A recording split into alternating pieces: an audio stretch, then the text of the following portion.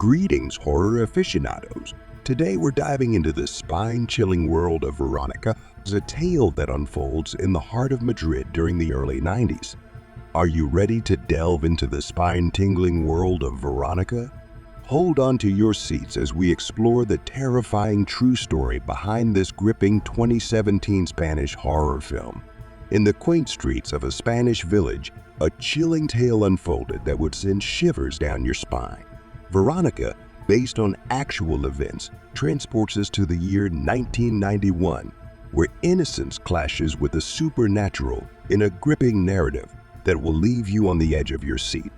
Today, we're delving into the spine-chilling world of Veronica 2017, a film based on a true story that's been sending shivers down viewers' spines since its release. With an IMDb rating of 6.3, this supernatural thriller promises to deliver an unforgettable experience. So, grab your popcorn and brace yourselves as we uncover the terrifying secrets lurking within Veronica. We witness the unsettling opening scene set in 1991 Madrid, where two police cars cruise through the dimly lit streets, their presence a beacon of order in the night. This scene perfectly sets the stage for the unfolding horror, mirroring the film's eerie atmosphere and establishing the sense of foreboding that permeates throughout. Just like in the movie, viewers are immediately drawn into the tense and mysterious world of Veronica, where the ordinary quickly gives way to the extraordinary. So buckle up as we embark on this spine-chilling journey, where reality and nightmare collide in the most unexpected of ways. The officers, amidst the quiet of their patrol, are startled by the sight of a woman behaving erratically. Her panicked demeanor and frantic gestures evoke a sense of unease as she appears to be muttering something unintelligible. Suddenly, her fear escalates and she bolts away, leaving the officers stunned and unnerved by the abruptness of her departure. This chilling moment sets the stage for the escalating terror that unfolds in Veronica 2017, leaving both the characters and viewers on edge, anticipating the horrors yet to come. The police officers cautiously enter the home, their senses heightened by the eerie atmosphere that pervades the space. Suddenly, their eyes lock onto something that fills them with a primal sense of dread. Their panic mounts as they realize they've stumbled upon something beyond their comprehension. As the tension reaches its peak, the film masterfully transitions back 3 days, leaving viewers on the edge of their seats, desperate for answers. This seamless shift in time keeps us captivated, our minds racing to piece together the puzzle of Veronica.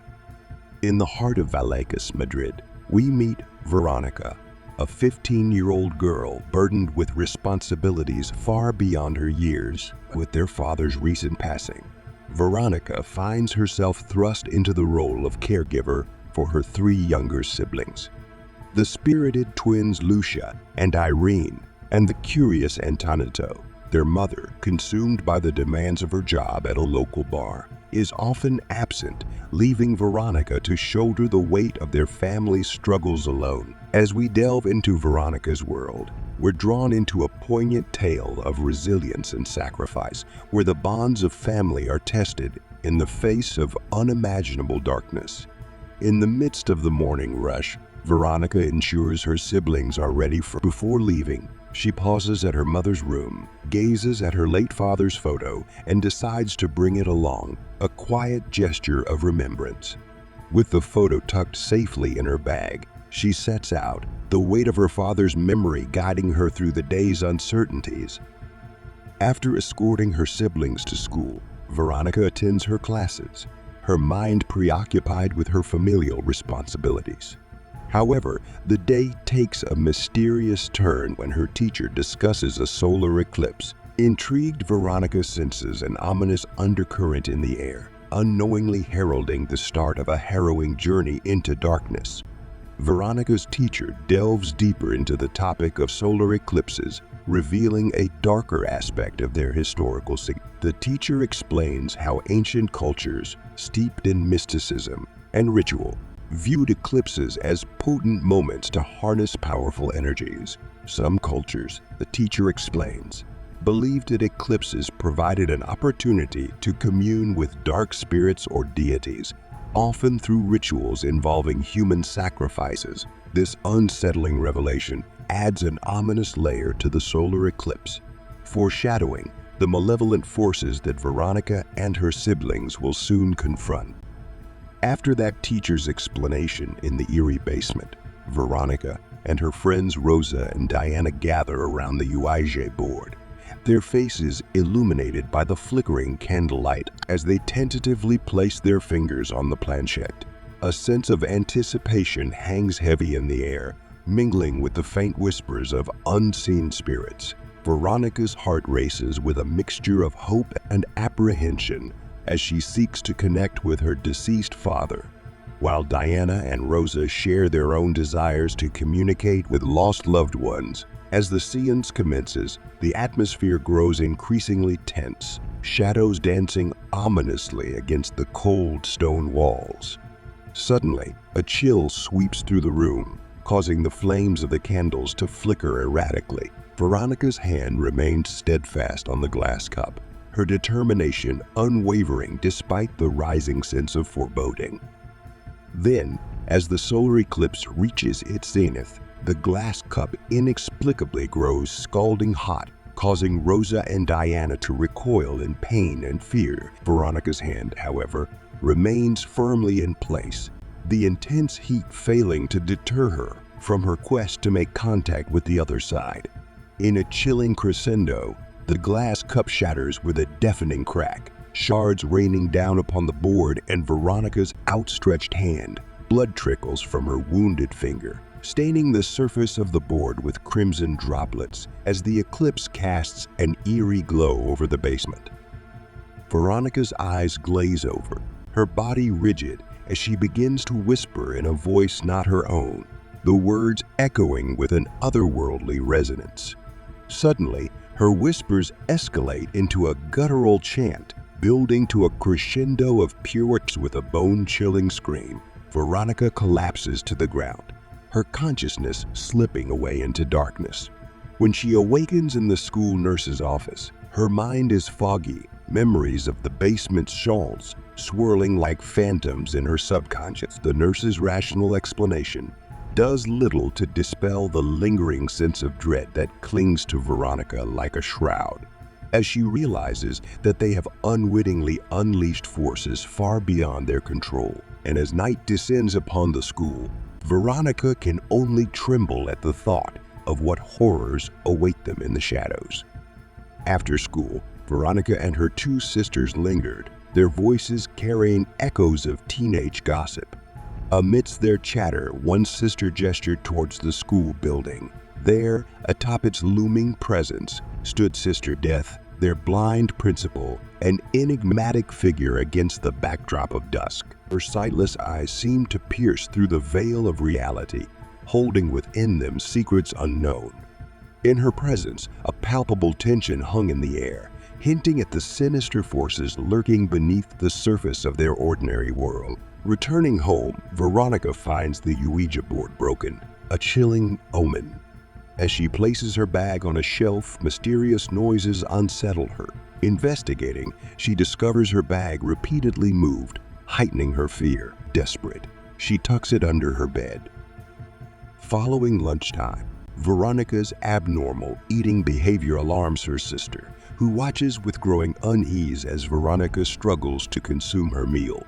As Veronica's hands tremble uncontrollably, her sister's anxiety mounts. Suddenly, the tension is shattered by the sound of a falling milk packet. The noise startles Veronica, snapping her out of her disoriented state and bringing her back to reality. With the abrupt return of clarity, Veronica's senses sharpen, and she regains her composure, albeit shaken by the unsettling experience. That day, in the bathroom, Veronica finds strange bruises and bite marks on her body, sending shivers of fear down her spine. After Veronica decides to confide in her friend Rosa about the unsettling events, she attempts to call her. However, despite her efforts, she cannot reach Rosa, further adding to her sense of isolation and fear. In the evening, Veronica assists her younger brother Antonio with his bath. Suddenly, she hears a mysterious voice from the living room. Thinking it's her sisters, she tells them to be quiet, but finds them already in their room, leaving her unsettled. Veronica notices her bedroom bulb flickering erratically. Curious, she approaches to investigate, but as she reaches the room, the door slams shut behind her, trapping her inside. Veronica rushes to the bathroom upon hearing her brother's. She finds him with severe burns from the scalding water heater, prompting her to act quickly to help him while coming to terms with the ominous events unfolding in their home. In the night, as Veronica works in the kitchen, the TV switches on spontaneously, filling the room with its unsettling glow, adding to the mounting tension in the household. After Veronica switches off the TV, but a strange glow catches her eye in its reflection. Slowly turning, she's paralyzed with fear as a shadowy figure looms behind her, its form pulsating with an otherworldly energy. She's trapped in a room with something beyond comprehension, her heart pounding as she realizes she's not alone. Veronica finishes her work and prepares for bed, placing her bag in the cupboard. As she drifts off to sleep, a sense of unease lingers in the air. Suddenly, in the dead of night, she's jolted awake by the sound of her cupboard creaking open on its own. Veronica approaches the cupboard, her heart racing with trepidation. Inside, she finds Lucia and Irene staring back at her, their expressions filled with. Before she can react, a voice whispers her name, sending shivers down her spine. She turns, her breath catching in her throat, as the figure of her deceased father materializes before her. With each step he takes towards her, she instinctively retreats, her fear palpable in the air. As Veronica steps back, hands emerge from the bed, grasping at her, pulling her towards the mattress. Veronica is thrown onto the bed by unseen hands. As she struggles, her father's gentle visage morphs into a terrifying ghostly form. Veronica wakes suddenly, gasping for air, relieved to find herself in her own bed. She realizes with a shiver that it was all just a terrifying dream. Veronica seeks answers and finds Sister Death in the school basement, confiding in her about the dark spirit. Sister Death grimly explains the severity of the situation, but struggles to banish the entity. Back at home, Veronica, determined to protect her siblings, painstakingly draws Viking symbols believed to offer defense against the supernatural. That night, as Veronica hears her sister's voice through a walkie-talkie, she rushes to her room, only to witness a dark entity entering. With dread, she sees the entity choking her sister. Desperate to intervene, Veronica rushes to help, but her sister insists that it was Veronica herself who was strangling her, revealing the sinister manipulation of the entity. During the night, Veronica experiences a terrifying dream in which two spectral figures resembling her sisters descend upon her, consuming her flesh. She jerks awake in a cold sweat, the vivid horror of the dream lingering as she struggles to shake off its grip on her psyche. Veronica wakes up to the realization that she's experiencing her first period. As she cleans her mattress, she discovers ominous burn marks on the underside. To her horror, she finds similar burn marks in the shape of human bodies on each of her siblings' mattresses. Seeking answers, Veronica confides in Sister Death, who reveals her own troubled past of seeing dark spirits and blinding herself in a failed attempt to escape the visions. Determined to rid herself of the haunting, Veronica reads about a method to force spirits to leave by correcting past mistakes made during a seance. Driven by desperation, Veronica asks her friends Rosa and Diana to hold another seance, but they refuse out of fear. Rosa discloses that during the previous seance, Veronica whispered a chilling prophecy that she herself would die in 3 days. Desperate for protection, Veronica pleads with her mother to stay the night, but her mother declines due to work commitments. Determined to confront the entity, Veronica gathers her siblings for the seance. Antoinette attempts to draw protective symbols, but inadvertently invokes darker forces instead. Despite Veronica's efforts to compel the spirit to leave, it defiantly refuses. As the night wears on, the demon intensifies its torment, unleashing a barrage of horrifying supernatural activity that terrorizes Veronica and her siblings without mercy. As Veronica calls the police for help, she gathers her siblings and makes a desperate escape. Meanwhile, her mother, working at the restaurant, spots police vehicles racing towards their home. In a panic, she rushes towards their house through heavy rain, her mind clouded with worry and fear for her children's safety. In a harrowing realization, Veronica discovers that she's been hallucinating holding Antoinette. He's actually hiding in a closet. Despite finding him, he refuses to accompany her. Desperation grips Veronica as she gazes into a mirror and confronts the terrifying truth. She's been possessed by the demon all along, unwittingly harming her siblings under its influence. Driven to end the possession and save her family, Veronica attempts to slit her own throat, only to be thwarted by the demonic force that has consumed her. In a chaotic moment, the police burst into Veronica's home to find her under attack by an unseen entity, collapsing in distress. Paramedics rush in to carry Veronica and Antoinette out as the detective surveys the unsettling as he watches a photograph of Veronica inexplicably ignite. He receives the devastating news that she has passed away. 5 years later, in 1996, reports of mysterious paranormal occurrences surface in Madrid, reigniting interest in the chilling events that transpired years earlier. It's revealed that the film is based on true events, stemming from the first documented police report in Spain, where an officer attested to witnessing inexplicable paranormal phenomena. Today, we explored the chilling depths of the horror film Veronica. As the credits roll and the echoes of fear linger, let's part ways for now. Stay safe, dear viewers, as we embark on our next cinematic journey together.